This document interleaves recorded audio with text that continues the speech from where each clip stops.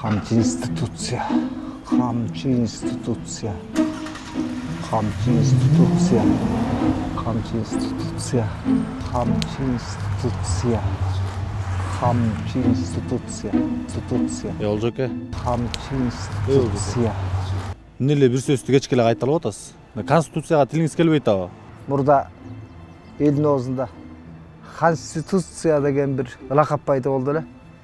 Эми камчы институция деген түшүнүк пайда болот окшойт. Алдын эмне? Камыр жуугандай ташыйып отурасыз анан. Мен бу ташты карап көрсөң түшүнөсүң.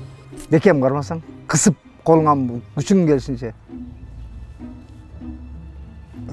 Кой, болбойт, колум ооруп калды менин. Колуң ооруп атканда бирдеке түшүндүңбү? Эч нерсени сезген жокмун, колум ооруду, ошондой сездим. Жок, сен жакшылап кысып кармасаң, да бекем кылсаң андай. Анан айтып берем. Болбойт. Колум ооруп кетти. Сизди айтып бекен? Ооба. Сөөгүңө жетет бекен? Ооба. Могу бийликти көрүп атпайсың да. Элдин пикири менен эсептешпейт. Элди монтип бекем кысып, сөз эркиндигин кысып, депутаттарды кысып аткан сайын сен алды колуң зыркырап ооругандай, сөөгүңө чейин жеткендей, булардын өздөрүнүн да сөөгүнө жетип атат. Жакшыраак кененирээк түшүндүрсөңүз мындай. Ал анча-мынча доканцылар мага окшоп түшүнбөйт. Бул ташты эл деп элестет да. Ташиев деп элестетпе. Эл бул. Ташиев могу билек, могуреки каруу күч, ошо бийлик символдук мындай түшүнүктөрүн айтайынчы. Кылымдардан бери далай тирандар чыккан, далай диктаторлор, канкорлор, зулумдар чыккан. Ошолордун баары элди канчалык бекем ташты сен кыскандай кыссаң, алар аягы эмне менен бүткөн? Революция, төңкөрүш, кан төгүүгө учураган, баары тактан кулаганда бири калган эмес. Себеби эл деген кылымдар боймойт.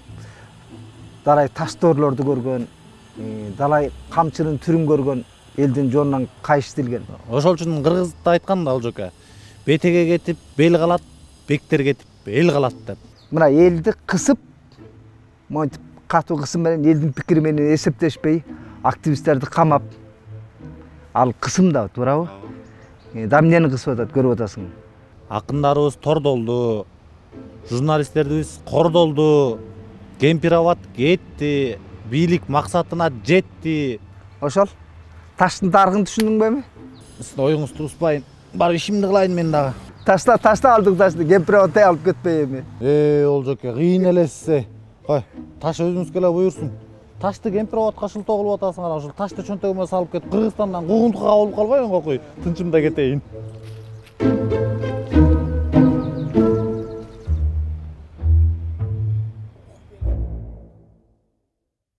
Айтайт десе долбоору, улуттук баалуулуктар менен катар жалпы адамзаттын орток баалуулуктарын ошондой эле демократия дөөлөтүн жайылтууну көздөйт.